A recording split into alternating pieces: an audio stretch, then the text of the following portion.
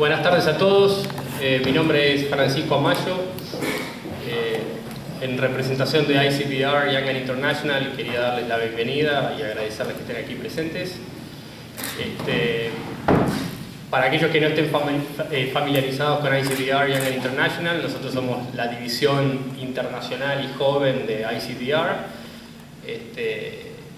Básicamente lo que hacemos es agrupar a jóvenes profesionales hasta los 40 años de todo el mundo y armamos una red de contactos donde ustedes se enteran normalmente de todos los eventos que organizamos. Son eventos gratuitos en general, que los hacemos gracias al apoyo de instituciones, en este caso como la UBA, a quien obviamente le agradecemos, y a la CLA, que nos deja organizar este evento en el marco de la competencia. Cualquiera menor a 40 años, abogado, puede ser miembro de ICDR Young and International. Es gratuito la membresía, con lo cual si no son miembros les sugiero que se inscriban ingresando al sitio web, completan un formulario y eso es todo. Y a partir de ahí ya forman parte de la red y empiezan a recibir información sobre cada uno de los eventos que se organizan en distintas partes del mundo. Bueno, hoy decidimos organizar un evento sobre advocacy, que luego va a estar seguido por un evento de ICC-IAF sobre cross-examination. Los dos eventos van a estar vinculados porque van a versar de alguna forma sobre el caso que existió que se tuvo en esta competencia de arbitraje en el año 2008.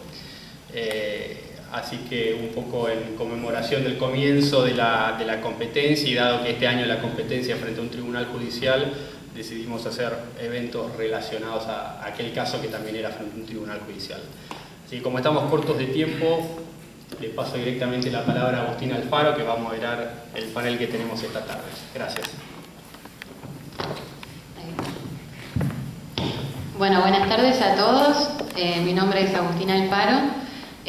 Como ha explicado Francisco, la idea del evento de hoy es un poco poder mostrarles lo que sería el ejercicio de la advocacy ante un tribunal judicial a través de un mock que va a realizarse en la primera parte del evento y luego sí abrir un panel donde podamos discutir distintos temas que hayan surgido, ya sea mismo de esta puesta en escena, como vinculados al tema de las advocacy y la diferencia de cómo un abogado alega frente a un tribunal judicial y a un tribunal arbitral.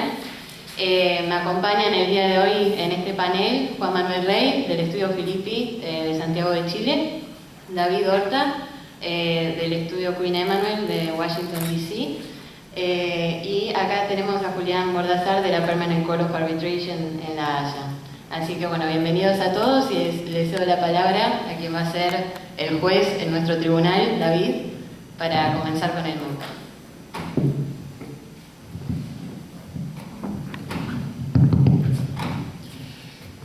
Bueno, estamos aquí para el caso de importadora de Marmitania contra Frigorífico del Atlántico. Entiendo que hay una solicitud ante esta corte, básicamente solicitando a la corte que ordene a una parte a participar, a comparecer en un procedimiento arbitral y que la contraparte, es decir, la parte demandada, está objetando porque entiendo, en base a los escritos, a las memorias que he leído, que está objetando a participar en el procedimiento arbitral por un sinnúmero de argumentos. Las partes tendrán cada uno unos 10 minutos para elaborar sus argumentos ante la Corte. La Corte se reserva el derecho de interponer preguntas durante y o después de los argumentos presentados. Con eso le cedo la palabra al letrado de la parte demandante para que empiece su argumento. Buenas tardes, su señoría, y buenas tardes, colega señor Rey. La realidad es que hoy estamos aquí discutiendo frente a su señoría por dos principales motivos. Primero, porque la contraparte incumplió el contrato. A raíz de ello, mi cliente se vio en la obligación de tener que iniciar un proceso arbitral. Por eso nominó a su árbitro e invitó a la contraparte a hacer lo propio. Sin embargo, esta no lo hizo. Después de no haberlo hecho, mi cliente tuvo que acudir a la autoridad nominadora para poder constituir finalmente el tribunal arbitral. Una vez que ello ocurrió, y no contento con ello, la contraparte incumplió el acuerdo arbitral al presentar una demanda judicial frente a usted, señoría, para discutir los méritos del caso. La contraparte dice que el acuerdo arbitral no es procedente por dos principales motivos. Primero, porque hace una objeción respecto del alcance de la cláusula arbitral. Dice que el tribunal arbitral no está facultado para otorgar daños. Y segundo, porque dice que los pasos previos de negociación o mediación que estaban escritos en la cláusula arbitral no han sido cumplidos. Voy a demostrar a lo largo de mi alegato que estas dos objeciones son improcedentes. Pero antes de entrar a definir cuáles van a ser mis principales dos puntos, quiero dejar en claro dos cuestiones. Primero, las partes están de acuerdo sobre la existencia y validez de la cláusula arbitral. Y segundo, el artículo 8 de la ley modelo obliga al juez a referir a las partes de arbitraje, salvo que se cumplan alguna de las tres excepciones. Señor Bordechar, perdón, una pregunta. ¿Hay un arbitraje ya en marcha? Es decir, ¿hay un tribunal constituido con un procedimiento arbitral en marcha? Correcto. Y si es así, y usted está participando, es decir, su cliente está participando en el arbitraje. Somos los demandantes en aquel proceso y lo hemos iniciado. Y si entiendo bien, la parte demandada no está participando. No ha participado, no ha nombrado a su árbitro. Y usted no tiene la habilidad de proceder con el arbitraje, con la contraparte como en rebeldía. Totalmente, de hecho lo estamos haciendo. El que inicia el proceso judicial aquí es la contraparte y venimos a alegar la incompetencia del tribunal judicial porque consideramos que estas cuestiones deben ser debatidas frente al tribunal arbitral ya constituido. Es decir, desde el punto de vista suyo, cuál es la necesidad de que esta Corte ordene a la contraparte a participar en el procedimiento arbitral si usted puede proceder sin su participación? Una de las principales razones en las cuales voy a elaborar es por un tema de eficiencia. No tendría ningún sentido que estemos litigando lo mismo dos veces. La contraparte tiene todo el derecho de no aparecer frente al tribunal arbitral y el arbitraje va a seguir adelante de acuerdo con lo establece el artículo 8.2 de la ley modelo. Pero no tiene ningún sentido que estemos aquí teniendo un debate pleno de hecho y prueba sobre aquellas cuestiones cuando de todas maneras las va a determinar el tribunal arbitral. ¿Y el tribunal arbitral conoce desde el punto de vista, es decir, de los alegatos de la parte demandada en el sentido de que alega que no debería estar participando en el procedimiento arbitral o simplemente no conoce su posición? Entiendo que no la conoce porque no se ha presentado la contraparte, pero de todas maneras nosotros sí vamos a sacar a relucir el hecho de que existe un proceso judicial en paralelo y cuáles son las objeciones a la competencia del tribunal arbitral que se han ventilado en este proceso. Por lo tanto, el tribunal arbitral va a tener un panorama completo de cuáles serían aquellas objeciones a su jurisdicción. ¿Los escritos que se han presentado ante esta Corte le han sido proporcionados al tribunal? Sí. ¿Y cuál ha sido la reacción del tribunal? Todavía ninguna. Procede, gracias. Voy a tratar principalmente de dos puntos. Mi primer punto, voy a alegar que el estándar judicial de escrutinio que tiene que realizar su señoría es uno de prima facie o simple vista y no de una revisión plena. Y en segundo lugar, voy a hacer alusión a las dos objeciones infundadas que hace la contraparte, alegando que, aun si fueran fundadas, no son de aquellas que son factibles de dar lugar a alguna de las excepciones para que no se ejecute el acuerdo arbitral. En primer lugar, estamos aquí para discutir el grado de revisión judicial. Vale remarcar que no hay un tratamiento uniforme a lo largo de las distintas jurisdicciones y hay dos principales teorías. Una dice que el juez lo debe analizar simplemente a simple vista, siendo el estándar prima facie y mandar a las partes a arbitraje. Y la otra dice que el juez tiene el derecho de hacer una revisión plena. Hay dos motivos por los cuales nosotros alegamos que la revisión a simple vista es procedente. Primero, porque es jurídicamente correcta y más apropiada a nuestra postura. Y segundo, porque es la postura más eficiente. Vamos al primer punto. El primer punto, que es jurídicamente correcta, está basado en el principio de competence. Este principio tiene dos caras de una misma moneda, un efecto positivo y un efecto negativo. El efecto positivo dice que el tribunal arbitral tiene la potestad para decidir su propia jurisdicción y no necesita frenar su procedimiento hasta que se pronuncie sobre ello un juez. Y el efecto negativo dice que el juez se debe abstener de decidir sobre esto hasta tanto lo haga el tribunal arbitral. Ahora, hay dos características que me gustaría resaltar sobre este principio. Primero, que lo único que le da es una prioridad temporal al tribunal arbitral. Y segundo, que la decisión de los árbitros no es final, porque es completamente revisable por el juez al final del día cuando se le presente, si es que se le presenta, un recurso de anulación. Licenciado, perdón. Si es así como usted dice, lo que entiendo entonces es que esta Corte en algún momento sí va a tener que pronunciarse sobre estos temas. Sí. Es decir, pero lo que usted dice es que primero el tribunal arbitral debería pronunciarse sobre las cuestiones que usted planteó, ya después de que esta Corte haga una revisión prima facie, si es que determina que procede el procedimiento arbitral, pero que después esa decisión del tribunal va a estar sujeto a la revisión de esta Corte, ¿verdad? Sí. Entonces, si estamos hablando de eficiencia, ¿por qué no simplemente escuchar la opinión de la Corte sobre esos temas en este momento? La verdad que probablemente, anticipándome a lo que alegue mi colega, ese sea el argumento principal en términos de eficiencia para sostener la postura contraria. Y la verdad es que el argumento es razonable, pero hasta razonable es lo más lejos que llega. Porque no tiene ningún sentido, hay varios motivos que justifican por qué nuestra postura es más eficiente. Primero, la posibilidad de que el juez se pronuncie al final del día sobre una anulación es hipotética. Puede pasar, entre otras cosas, que durante el proceso arbitral las partes lleguen a un acuerdo y ambas estén satisfechas. Puede pasar también que el tribunal arbitral asuma su jurisdicción, pero al final del día rechace el reclamo en el fondo. En ese caso, ninguna de las dos partes va a presentar un recurso de anulación. La contraparte porque está contenta con el resultado, y nosotros porque no tendríamos un recurso contra los méritos de la decisión del tribunal en cuanto al fondo. Por lo tanto, no habría necesidad de que este mismo juez se pronuncie. Pero existen motivos adicionales. Primero, es la única manera de prevenir tácticas dilatorias. De lo contrario, sería muy fácil para una parte que resiste un proceso arbitral presentar objeciones a la jurisdicción del tribunal arbitral y empezar distintos litigios en distintos foros judiciales. Segundo, es la única manera que permite centralizar la jurisdicción judicial. En distintos países del mundo, un ejemplo de ello es Suiza, la jurisdicción judicial relacionada con temas de arbitraje está centralizada en un solo foro, en ese caso la Corte Suprema.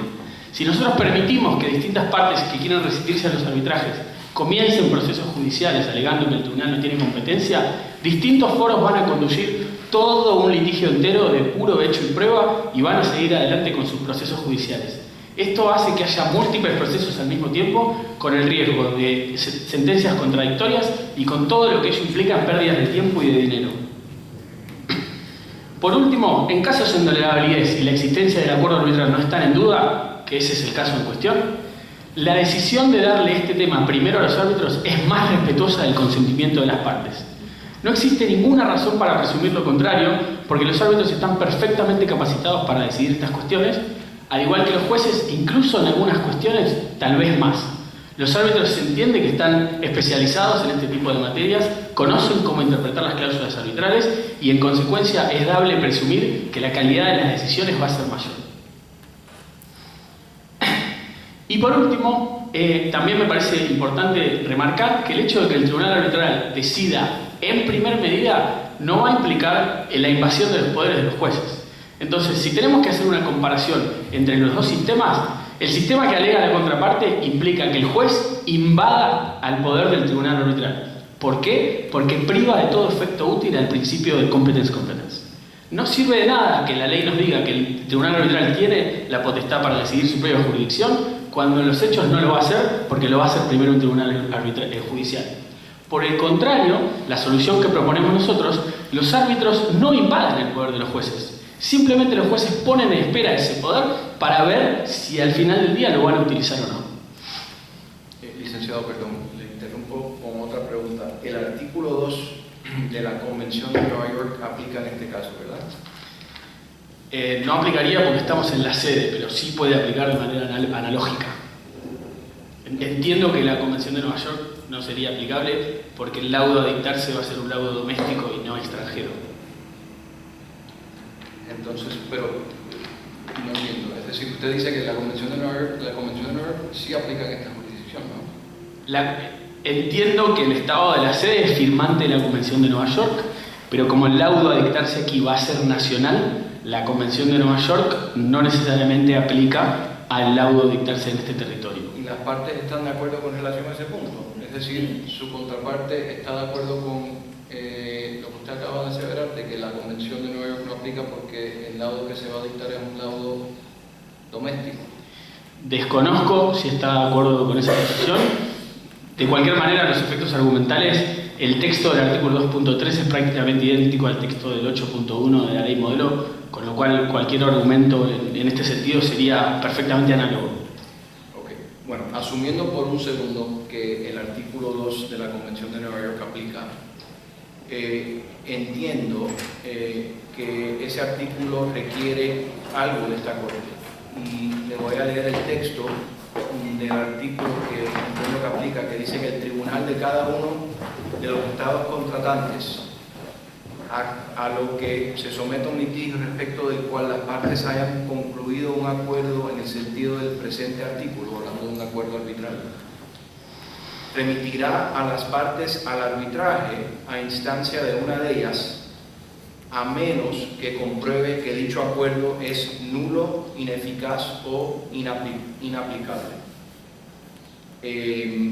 Entiendo por la lectura de ese artículo que esta Corte por lo menos tiene que tomar una decisión de que el acuerdo arbitral no es nulo, no es ineficaz y que sí es aplicable, ¿no? ¿No es así?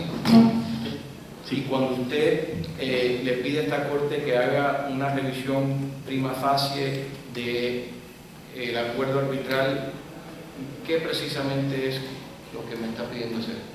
Tomando en cuenta lo que dice este artículo. Le agradezco su pregunta, que me lleva al punto número 2, que es hacer referencia a las objeciones en concreto de la contraparte.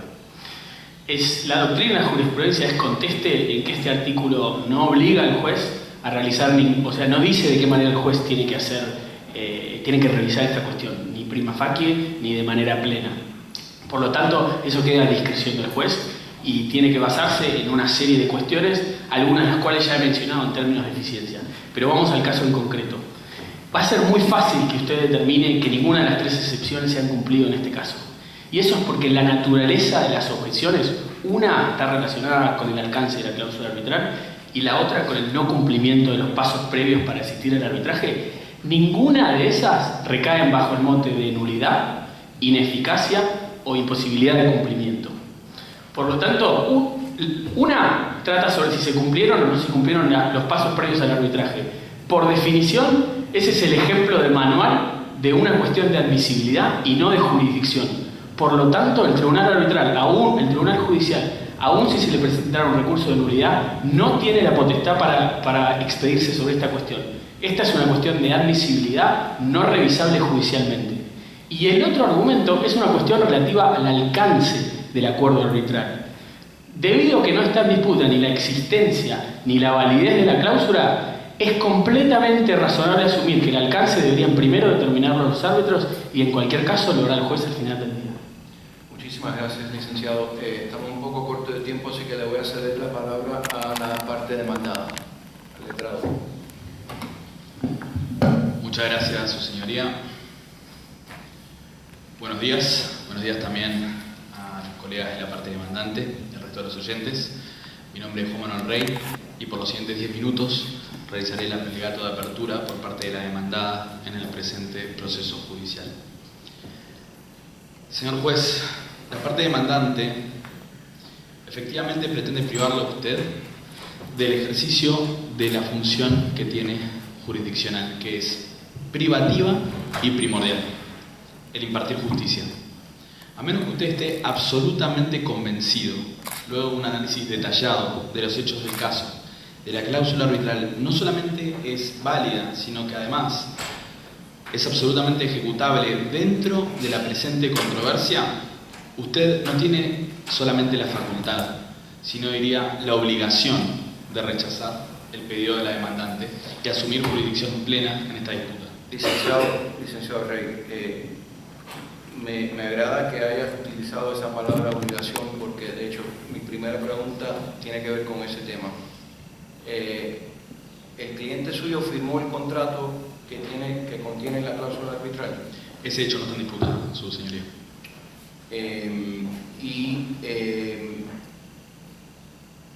También no está en disputa que el contrato contiene una cláusula arbitral que somete disputas a un foro arbitral, ¿verdad? Clarifico, o más bien resalto, que refiere a algunas disputas al foro arbitral. La cláusula arbitral refiere a otras o a ciertas disputas al foro, a este foro.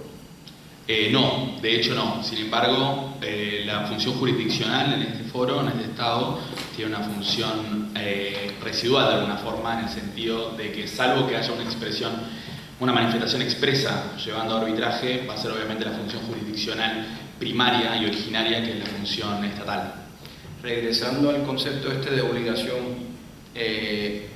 la parte que usted representa no tiene una obligación de participar en el arbitraje que está en marcha. De hecho, su señoría, como usted bien señaló en las preguntas que le hizo al colega de la parte demandante, existen alternativas o mecanismos que efectivamente han hecho que ese arbitraje ha avanzado. Entonces, por consiguiente, si existe una obligación o no, será el tribunal arbitral en ese caso que decidirá.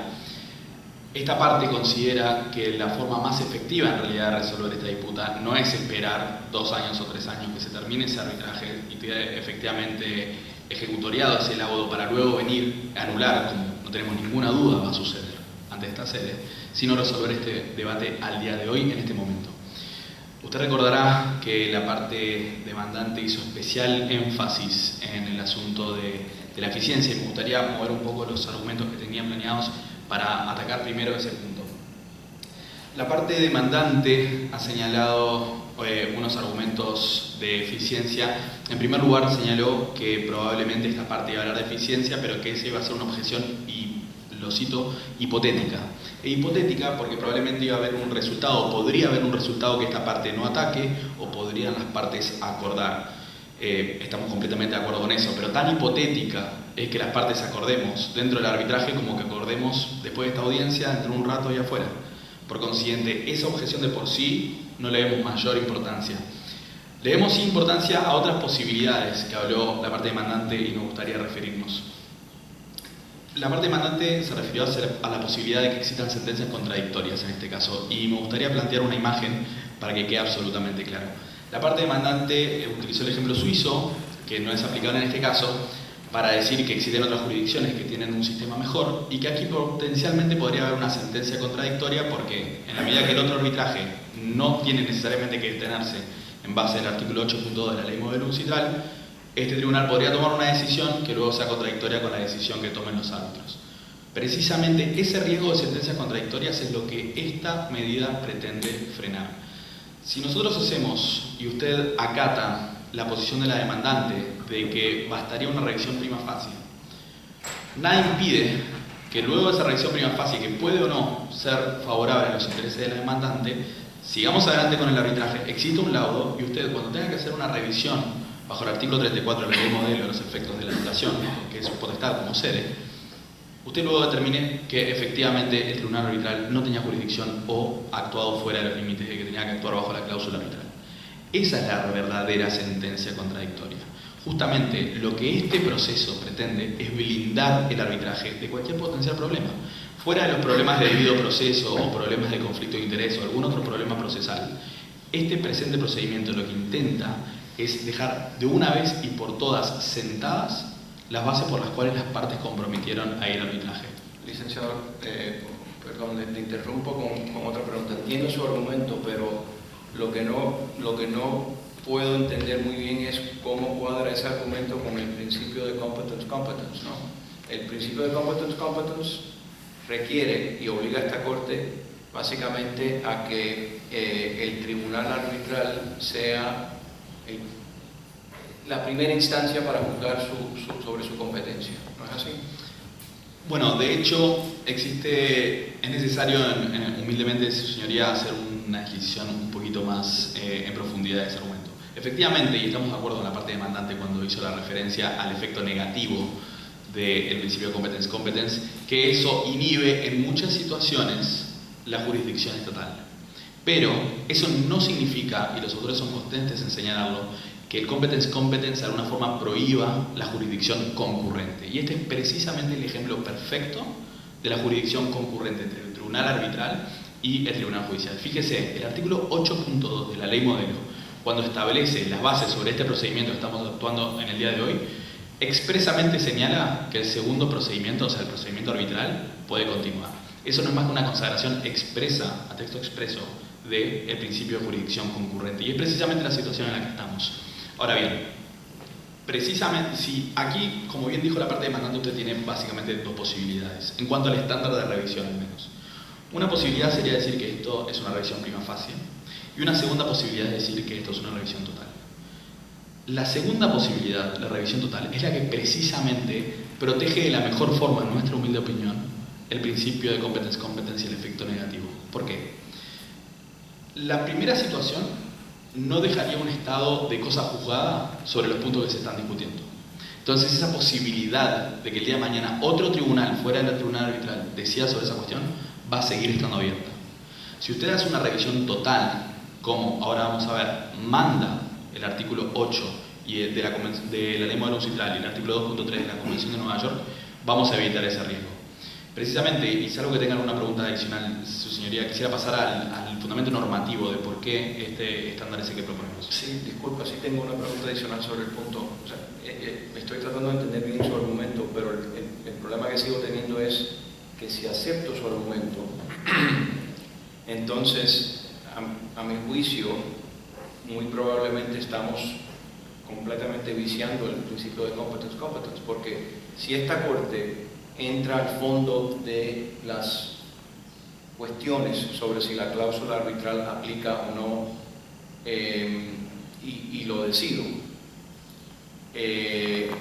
ya no hay nada para que el tribunal pueda hacer sobre ese punto, ¿no es así? Completamente de acuerdo, efectivamente. Lo que estoy queriendo decir es que sería una solución completa al problema de la pendencia de dos resultados potencialmente contradictorios. En ese sentido lo quise decir.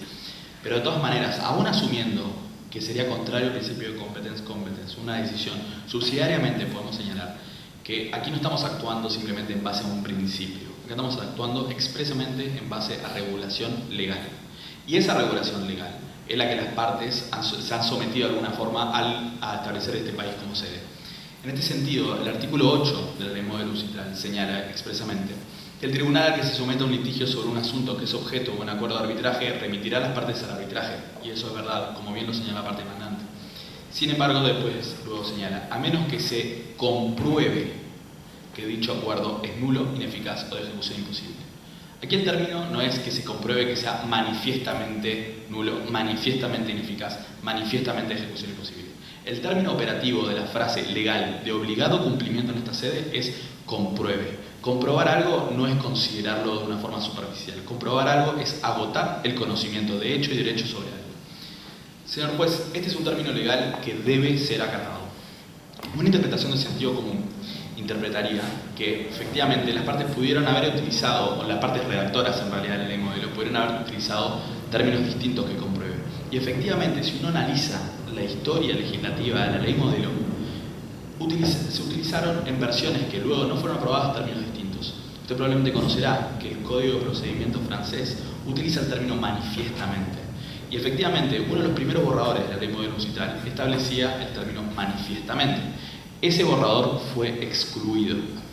Señor presidente, lo que la demandante, su señoría, lo que la demandante está tratando de hacer en este momento es no solamente reescribir la cláusula arbitral, sino reescribir la mismísima ley modelo. Licenciado Rey, perdón. Usted no alega que la cláusula arbitral es nula, ¿verdad? No. Entonces, ¿está alegando que la cláusula arbitral es ineficaz?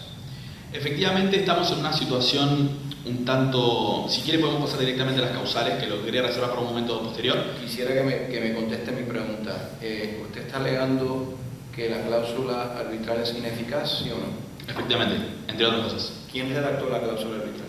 Ese dato no está, al menos no está bajo discusión en este momento, en lo lo que entiendo, señoría, pero perfectamente lo puedo analizar y mandarle una sumisión dentro de los próximos 3 días. Si asumiéramos por un momento que la cláusula arbitral fue redactada por su cliente, ¿usted está familiarizado con el principio de contra proferendum? Sí, lo conozco.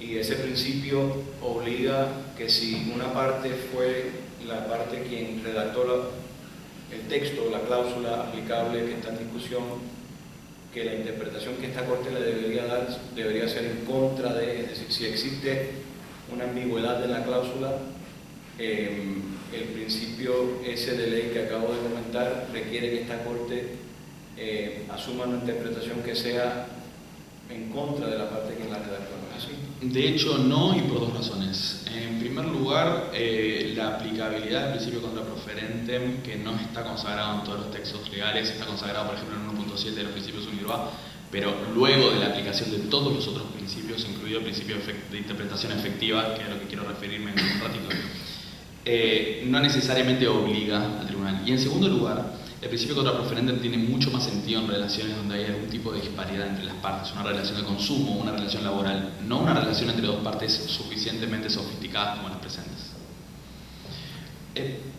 Yendo un poco a la jurisprudencia, efectivamente la parte demandante, y le agradecemos la honestidad intelectual, afirmó que no existía un método absolutamente claro en doctrina y en jurisprudencia acerca de si la ley manda o no una revisión completa o una revisión prima facie. En primer lugar, lamentablemente no estamos de acuerdo en el sentido de que la ley efectivamente así lo manda, independiente de si los tribunales judiciales lo han reconocido o no. Pero queríamos traer a colación 2 antecedentes jurisdiccionales que perfectamente podrían ser aplicables para ayudar a usted.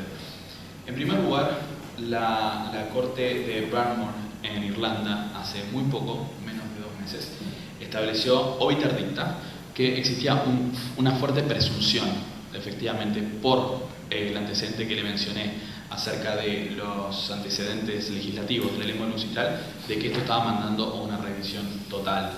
Pero en Lituania se litigó también un caso muy parecido.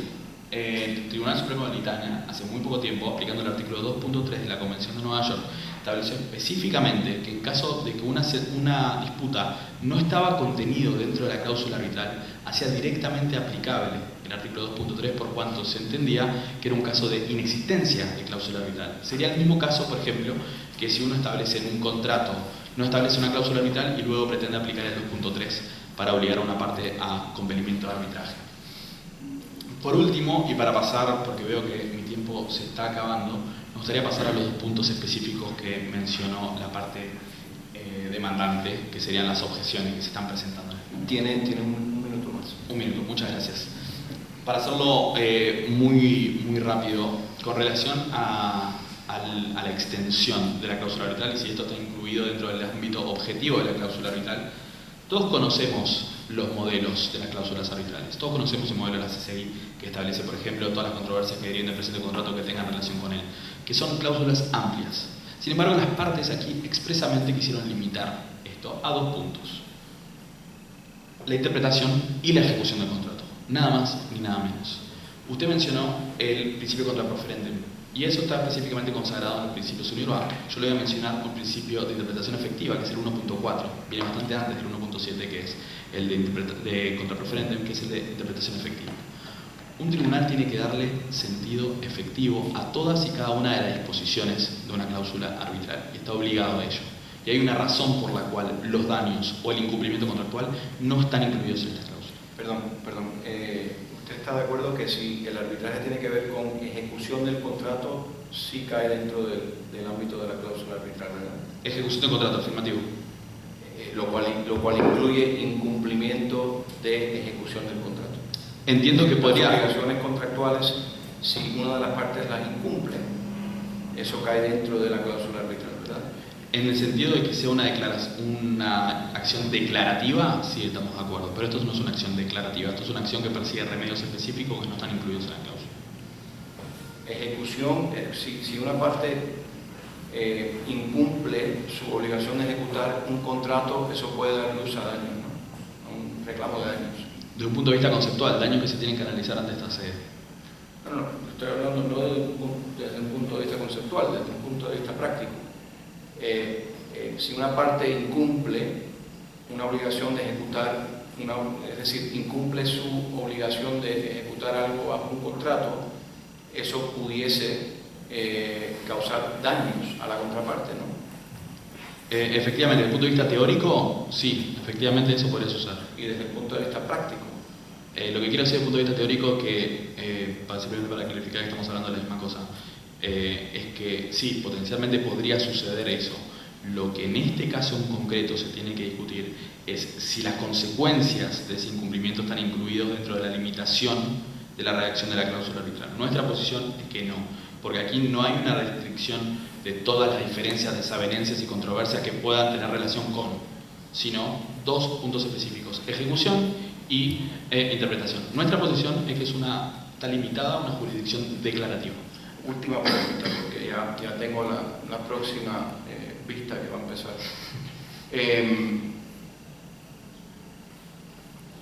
Desde el punto de vista de su cliente, la cláusula arbitral operaría de la siguiente manera: arbitraje para determinar si una parte cumplió o incumplió con su obligación de ejecutar el contrato. Eso es para arbitraje, ¿correcto?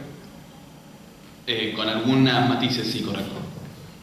Habría un laudo de un tribunal arbitral en donde dictara, por ejemplo, hubo incumplimiento o no hubo incumplimiento con relación a la ejecución del contrato. Punto. Un pasito para atrás. En realidad, la postura originaria de esta parte es que sería solamente que existieron esos hechos objetivamente, o sea, un descubrimiento de hecho de algunos hechos que luego ante un tribunal judicial pueden determinarse o no que han sido incumplimientos con todas las consecuencias que eso conlleva. Es decir, desde el punto de vista de su cliente y la manera en cual usted interpreta la cláusula arbitral, el tribunal arbitral ni tendría competencia para determinar si hubo un incumplimiento. Efectivamente, en todo caso, si su señoría no está convencida de ese argumento, en subsidio, aun cuando se considerase que efectivamente podría determinar el incumplimiento, todas las consecuencias económicas de ese incumplimiento son para su señoría decidir y no el tribunal judicial. Arbitral, perdón. Muchísimas gracias.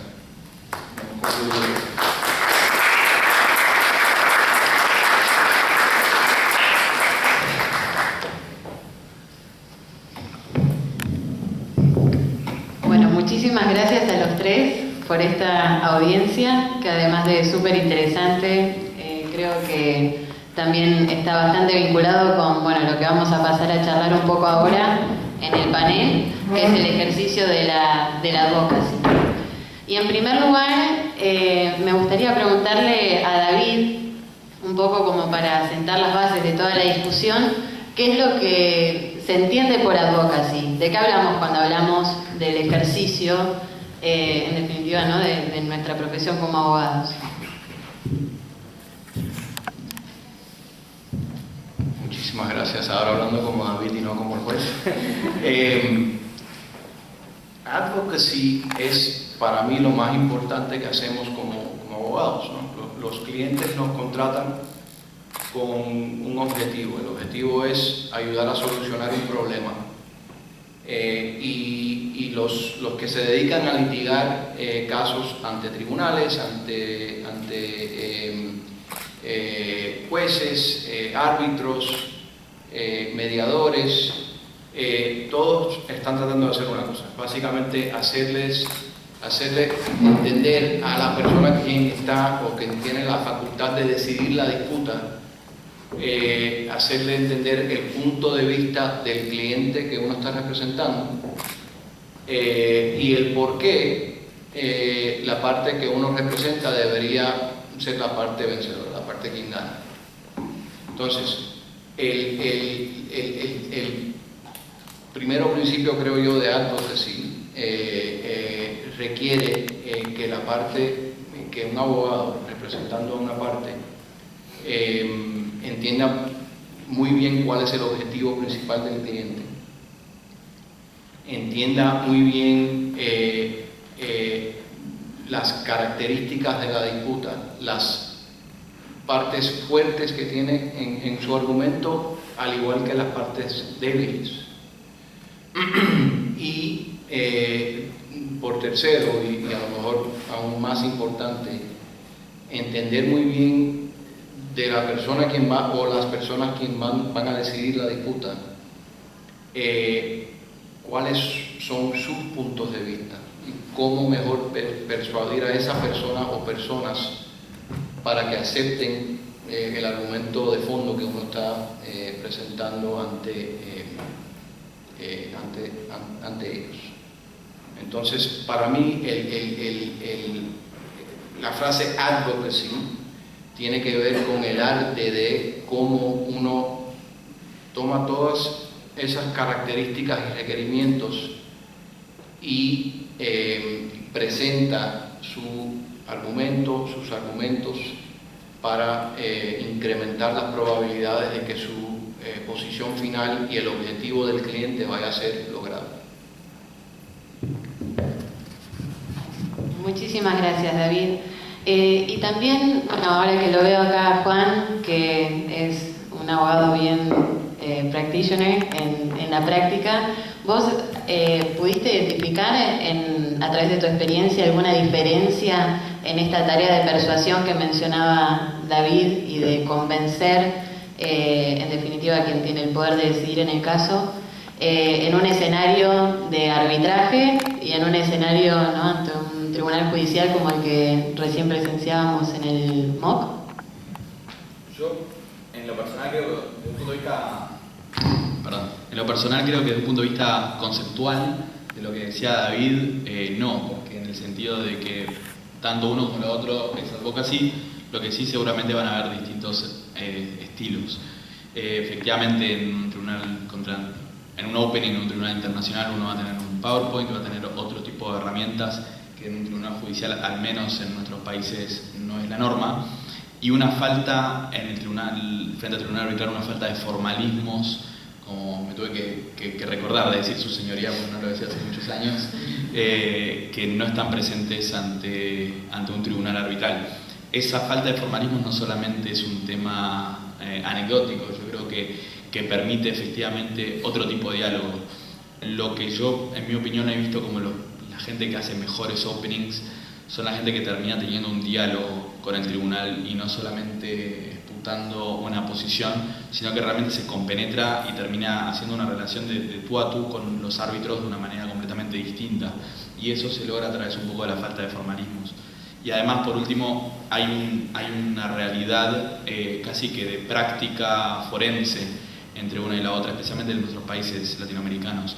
En Estados Unidos y en otros países de Common Law, desde que están en primer año de facultad, tienen MOCs y MOCs de tribunales judiciales. Tienen una práctica forense mucho más importante que la nuestra, que obviamente, y yo creo que es lo que voy a estar personalmente agradecido a Roque, que llevando toda mi vida, y a toda la gente que hace esta competencia, que esto es de las pocas instancias que uno tiene desde el punto de vista latinoamericano en tener una experiencia real desde este punto de vista, que los americanos y la gente como lo tienen prácticamente desde la cuna. Gracias, Juan. Y ahora pasando a nuestro representante de una institución que quizá has tenido la posibilidad de ver la misma situación de los dos lados del mostrador, digámoslo. Tomando un poco lo que decía Juan, lo que decía David, ¿podés ver algún tipo de diferencia en el ejercicio de la advocacy cuando se tiene que hacer por escrito a cuando se tiene la posibilidad de argumentar oralmente? Bueno, la respuesta sería que sí. Sin embargo, hay un montón de cuestiones que son comunes. Como primera medida, quisiera decir que para que uno pueda ser un advocate efectivo, tiene que ser consciente de ello en cualquier instancia del proceso. Esto, si se quiere, se ve un poco más de rigorismo en el arbitraje que frente a un juez. En el arbitraje porque es mucho más informal y hay determinadas instancias que tal vez no estuvieron programadas, pero que van surgiendo y que tienen que ver con comunicaciones al tribunal que son mucho más recurrentes y más directas. Y sí veo que hay veces que los abogados se toman el ejercicio de advocacy muy en serio cuando tienen que hacer formalmente un escrito o una submisión, y tal vez se olvidan cuando son comunicaciones al tribunal que son más irrelevantes, ¿no? Comunicaciones del día a día que tienen que ver con cosas procesales y bajan los formalismos, y en vez de comunicarte de determinada manera siempre te comunican, a veces te comunican en una carta, con un PDF, con un membrete, todo muy lindo cuando viene el escrito, y cuando tienen que decir su preferencia respecto del lugar de audiencia te mandan un email, a veces un poco menos formal, y ese tipo de diferencias de forma a veces impactan en el advocacy, ¿no? Que uno de mis puntos era que la forma a veces es tan importante como el fondo. Pero yendo más concreto a las diferencias entre el escrito y lo oral, creo que en el escrito uno a veces tiende a ser más abarcativo porque tiende a incluir todos los argumentos y no quiere que ningún argumento quede fuera por miedo a que no quede dentro del récord. Y en el oral es un poco distinto. En el mundo que nos manejamos nosotros, donde los árbitros vienen de distintos lugares del mundo, los procesos muchas veces se litigan en 2 idiomas distintos, eso requiere ser un poco más claro. A veces el árbitro no habla inglés y el que está alegando lo hace en inglés. Entonces, para que el mensaje sea efectivo, eso requiere tener claridad extra, ir totalmente al punto y ser consciente que los árbitros son gente muy ocupada. Entonces, hay que tratar de mantener su atención de la manera más efectiva. Y Julián, te pregunto una cosa sobre medio de lo que nos contaste. ¿Cómo uno se podría cerciorar que el mensaje que uno quiere trasladar al tribunal, ya sea judicial o arbitral, fue efectivamente recibido? Bueno, obviamente en una audiencia oral tiene un cierto grado de inmediatez. Entonces, si bien los árbitros intentan no demostrar su postura, uno puede darse cuenta si están entendiendo o no están entendiendo. Una de las principales muestras de qué es lo que tiene el árbitro en mente es cuando el árbitro hace preguntas. Esto también, si se quiere, es aplicable frente al juez, ¿no? Depende de la tradición que uno tenga, los jueces pueden ser más o menos activos, pero sí lo que vemos en arbitraje es que los árbitros suelen ser bastante activos y es importante prestar atención a las preguntas que hacen, porque a través de esas preguntas uno puede ver cuáles son sus preocupaciones. Muchas gracias. Y luego, bueno, pasando un poco a esto, ¿no?, del arbitraje internacional o cuando los litigios son internacionales, donde un abogado puede encontrarse en la situación de tener que, justamente como mencionaban los colegas, alegar o persuadir a tribunales, a miembros de un tribunal arbitral de distintas nacionalidades o formaciones jurídicas distintas, lo mismo que ir a litigar a una jurisdicción distinta. ¿Cuáles, en la opinión del panel, las distintas cuestiones que uno tendría que tener en cuenta como para poder prepararse, enfrentar esas situaciones y, en definitiva, hacer que su advocacy sea efectiva?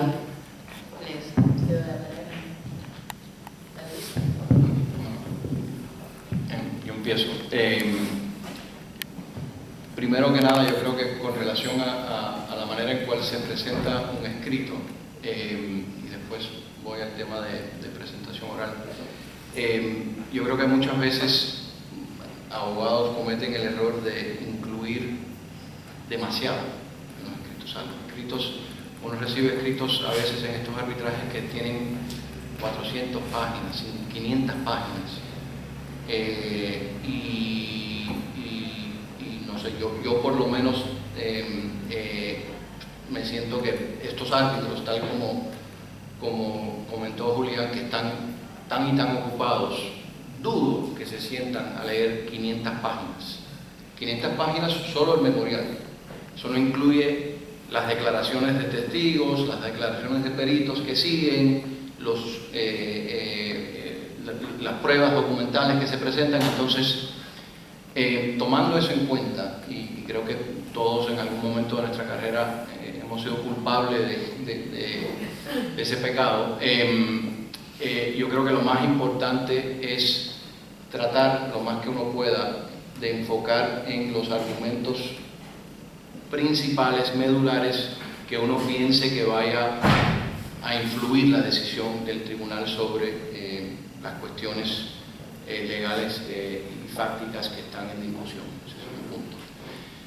Un punto práctico es el resumen ejecutivo que se incluye al inicio del escrito, del memorial o la memoria.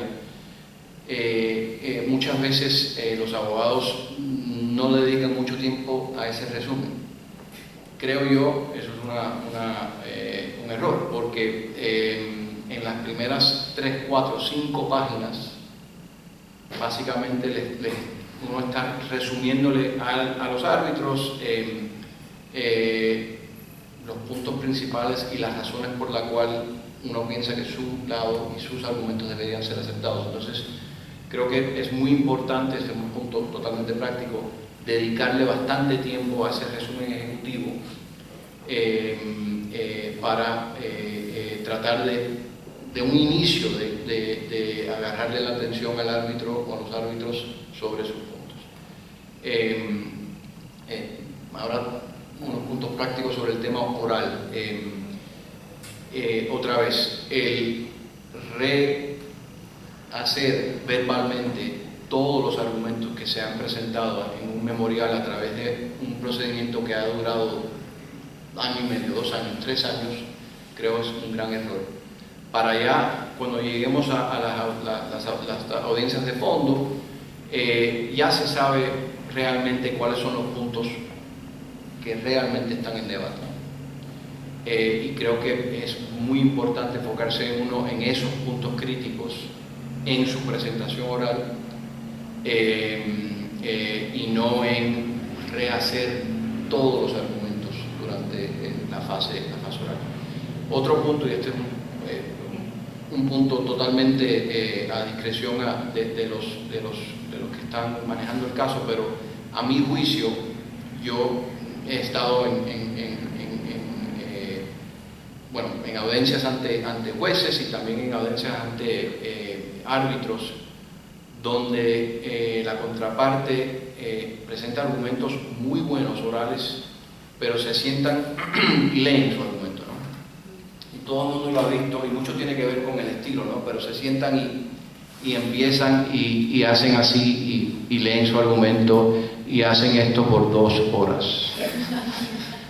Entonces, uno tiene que estar cómodo con su estilo, pero regresando al punto, y no recuerdo cuál de ustedes hizo el punto creo que fue Juan, estoy totalmente de acuerdo que para ser efectivo, creo que uno tiene que al final estar teniendo una conversación con el tribunal, con el juez, quien sea, y tanto así que yo a veces cuando estoy haciendo el argumento, no importa que hayan 40, 50 personas en el cuarto, me siento como si literalmente estoy solo con las 3 personas quienes están decidiendo el caso.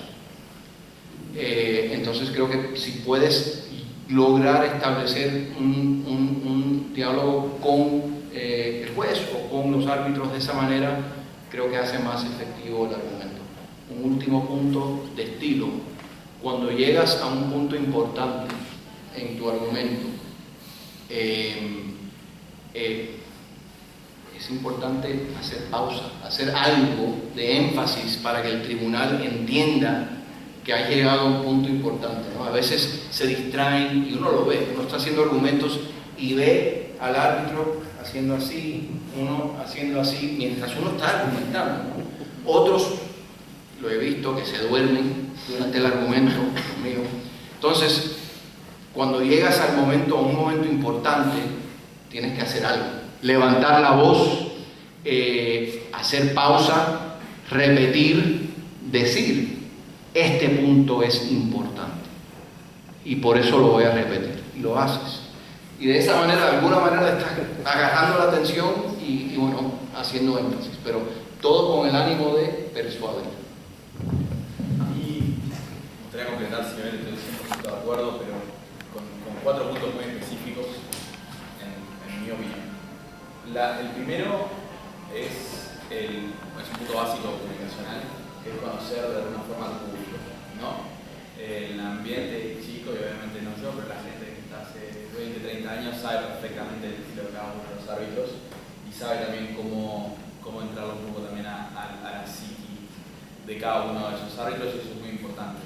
Pero aún sin conocer, está bueno también saber si ese árbitro, de repente desde los primeros casos que viene, si viene de un fondo con una mucho más judicial que de arbitraje, o si es un tipo que solamente hizo arbitraje toda su vida, a los efectos de poder elegir bien las palabras que uno va a utilizar con el tribunal. Perdón, de vuelta.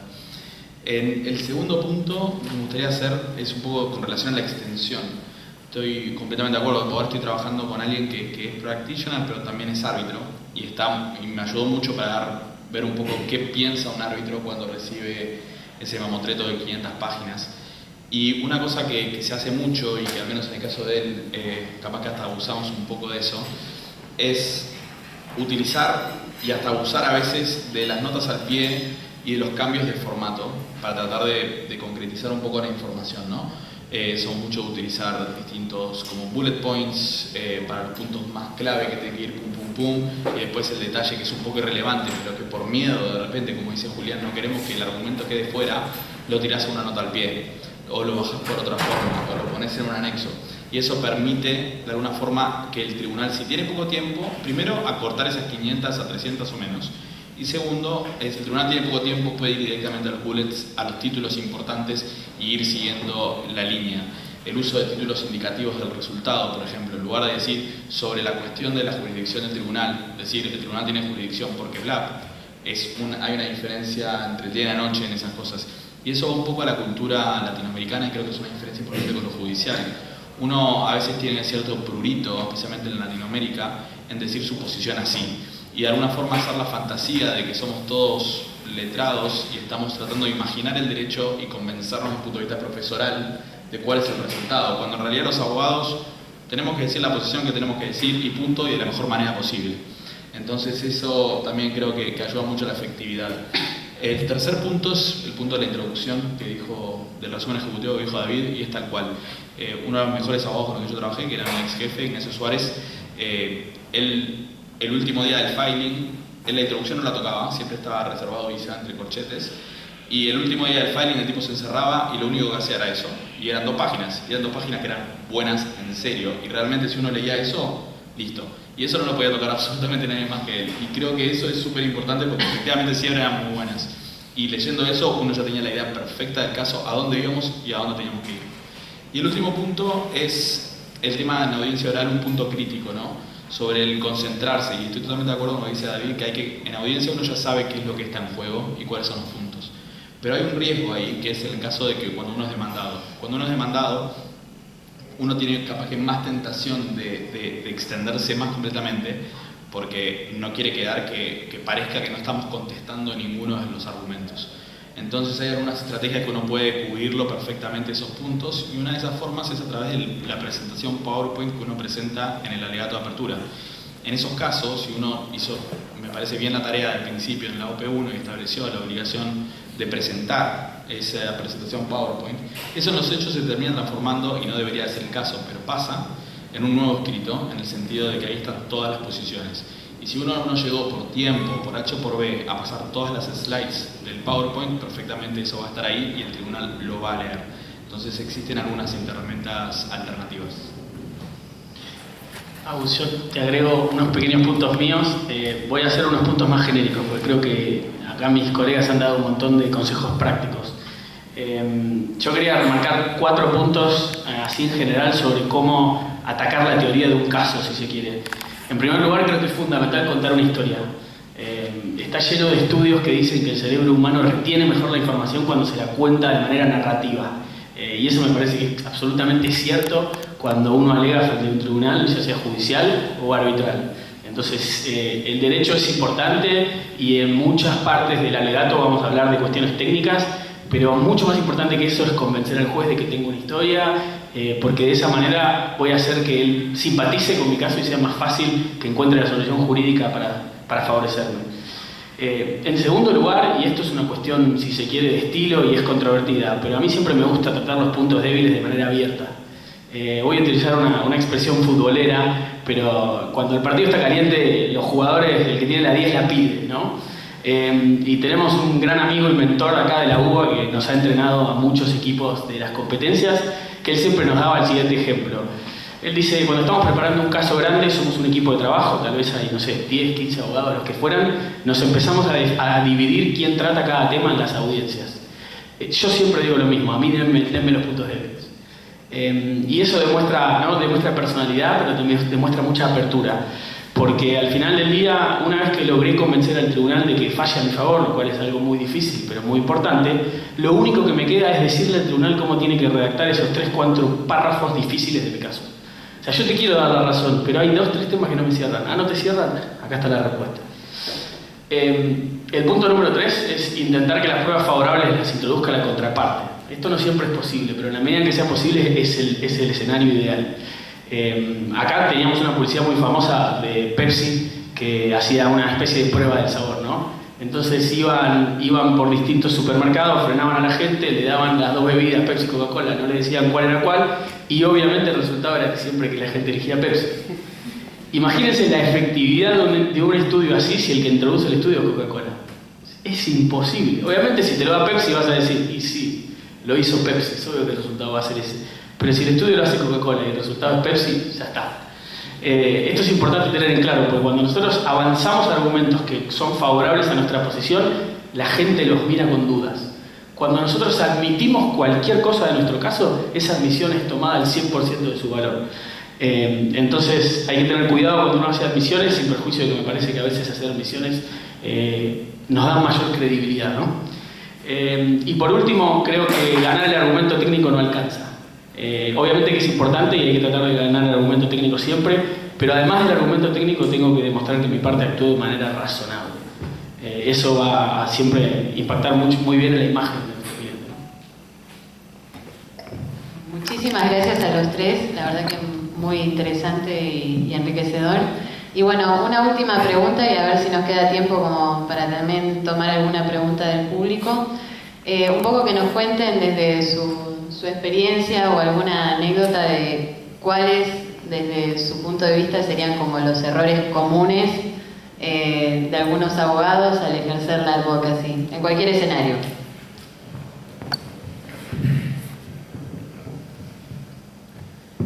Un poco tratar de no repetir, pero tocando un punto que comentó Julián, con el cual estoy 100% de acuerdo. Cuando uno tiene un punto débil en su caso y no conozco, bueno, por lo menos no he tenido en mis 25 años de ser litigante un caso que no tenga un punto débil, siempre hay uno, por lo menos. El esconderse como parte de ese punto débil es, creo que, un súper gran error.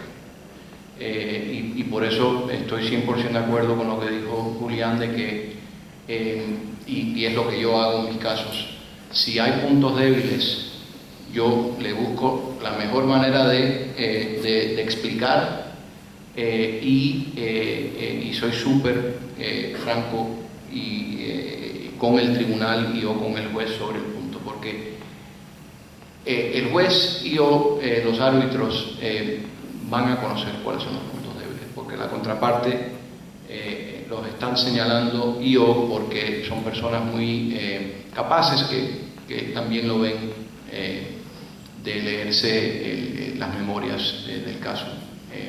Entonces, lo he discutido en reuniones de estrategia con colegas donde dicen, no, mejor ni tocar el punto porque ¿cómo vamos a explicarlo?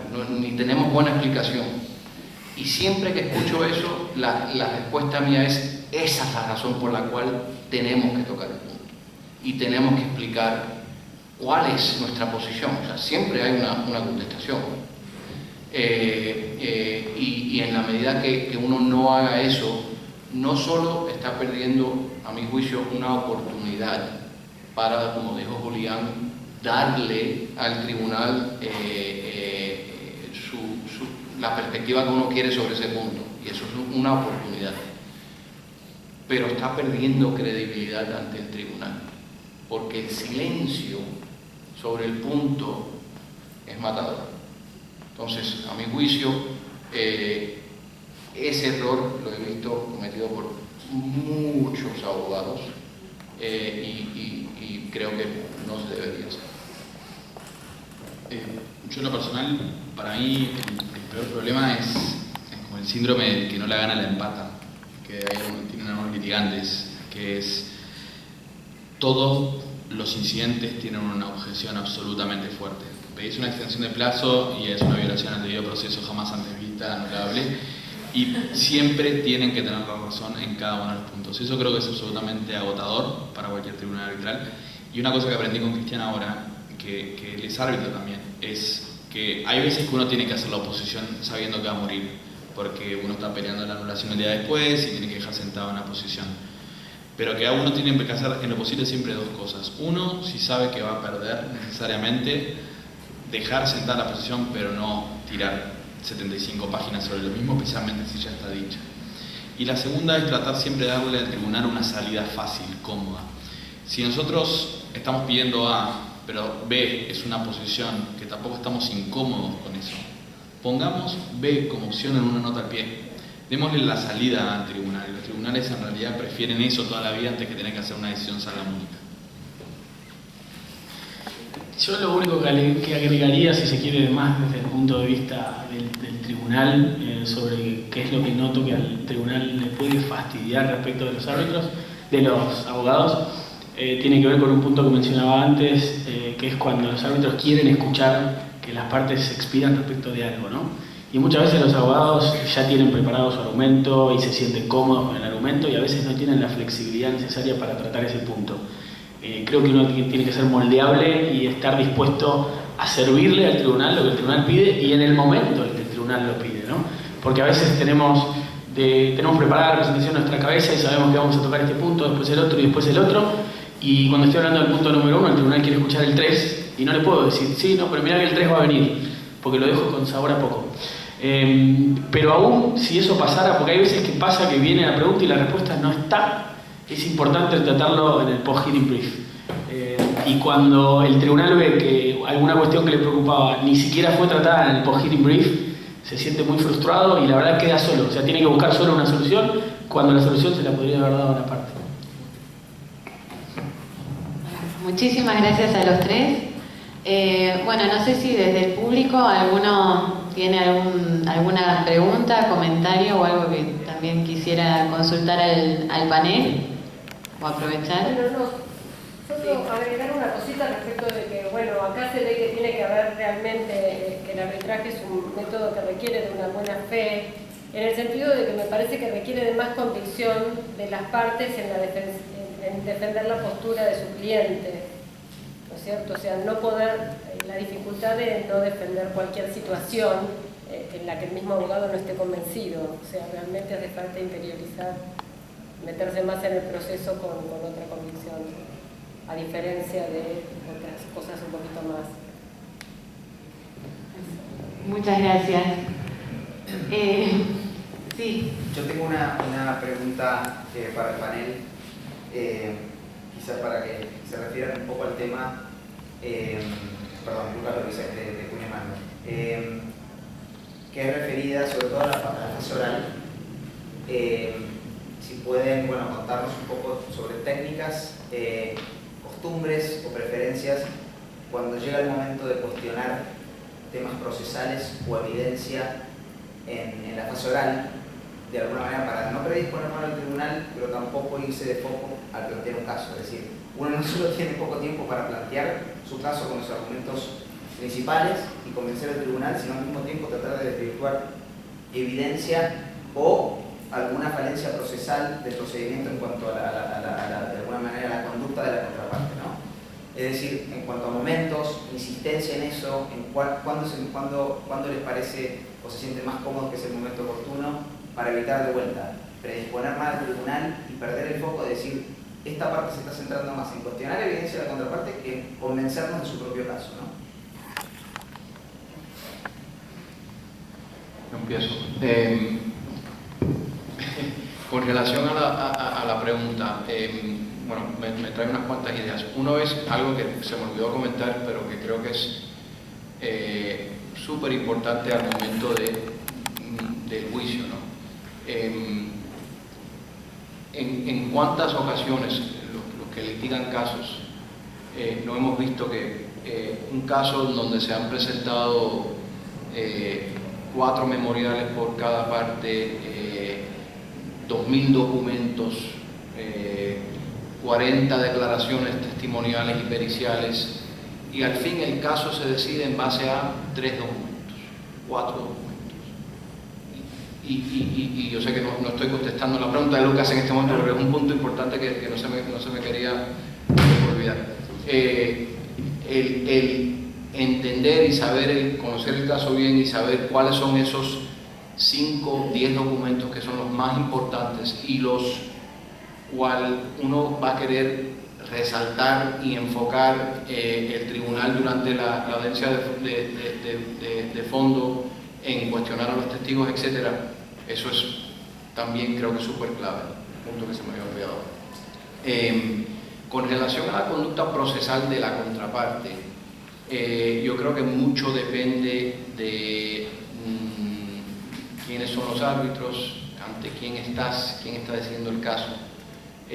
Por ejemplo, en la tradición de derecho común, si estás ante jurados, lo que decimos allá en Estados Unidos, juries, miembros del público que deciden sobre temas fácticos y sobre el tema medular en un caso, ahí sí creo que hay una oportunidad importante si la contraparte está mostrando una conducta procesal y o evitando hablar de ciertos documentos o de ciertos argumentos para resaltarle a los jurados, otra vez hablando de juries y no judges, no los jueces, esa conducta, porque eso creo que sí influye muchísimo en la manera en cual ellos están juzgando el caso.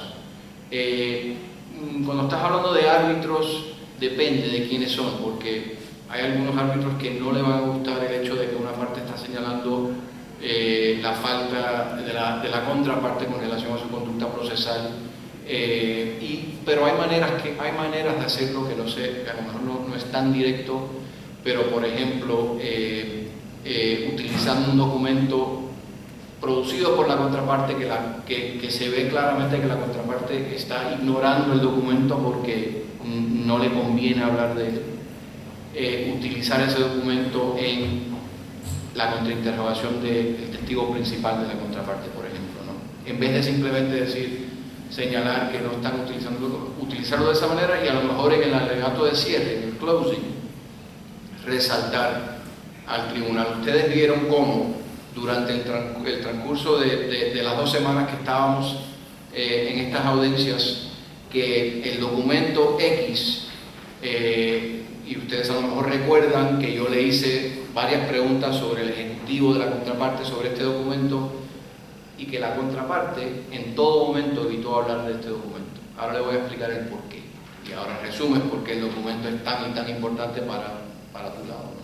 Creo que hay maneras más sutiles a veces de levantar eso en vez de simplemente atacar a la contraparte, pero depende también, repito, de quién es la audiencia. Yo muy brevemente diría simplemente 2 cosas. Una es que depende del incumplimiento. Nos ha tocado estar en casos donde hay violaciones gravísimas, por ejemplo el proceso de exhibición de documentos que acarrea consecuencias legales desde el punto de vista de presunciones o de otro tipo de consecuencias reales, que yo creo que eso sí es muy importante ponerlo. Si te presentan un documento falsificado en una exhibición de documentos, sería mala idea no ponerlo en el alegato. Y el segundo punto, y lo pondría a través de un ejemplo, es yo creo que está mucho en que los problemas procesales durante la audiencia se solucionen ahí y no queden para el exterior. Y un ejemplo muy claro, una vuelta pasó que un día antes, en una audiencia de 5 días, un día antes del cross a un experto muy relevante, nos presentaron un papelito que decía erratas de cálculo del experto que cambiaba todo. Y un poco fue cómo voy a hacer, o sea, ¿a quién contrainterrogo? ¿Contrainterrogo el primero con que estuve 3 semanas preparando el cross o contrainterrogo sobre la base de esto? Y creo que el tribunal fue muy inteligente en ese momento en tomar una decisión ahí, exagero, no cambiaba todo, pero era muy relevante el cambio. Y el tribunal, que era un tribunal muy experimentado, en ese mismo momento tomó una determinación con relación a la admisibilidad de eso. Si el tribunal no hubiese tomado esa determinación, el cross hubiese sido solamente procesal, porque hubiésemos estado en una pelea procesal todo el tiempo. Perdón, un comentario con respecto a eso. que es muy importante. Creo que es muy importante plantear las cuestiones procesales en el momento oportuno, que queden sentadas, quizás levantarlas después en un posterior brief o para que queden sentadas por última vez. Pero no expedirse tanto quizás en la fase oral de un closing donde uno necesita exponer cuestiones importantes. Pero creo que este ejemplo lo marca muy bien. Sobre el punto nada más agrego que me parece importante el debate sobre la forma, pero antes del debate sobre la forma es importante decidir si conviene o no conviene hacer la objeción procesal, ¿no? Muchas veces es un arma de doble filo, o sea, digo, no, tal documento no tiene que formar parte del récord. ¿Y por qué no crees que no forme parte del récord? ¿Tenés algo para esconder? Hace muy poco me pasó, se tornó una discusión sobre un documento en particular y hubo 2 rondas de escritos, 2 por cada parte, nada más que para alegar sobre ese documento. Todavía el tribunal no ha tomado la decisión si el documento entra o no entra, pero les aseguro que el tribunal está haciéndose muchas preguntas sobre por qué hay una parte que se opone tan fuertemente a que ese documento entre. Bueno, muchísimas gracias a los 3 colegas, a todos ustedes por haber venido, a ICDR por la invitación y a la Universidad de Buenos Aires.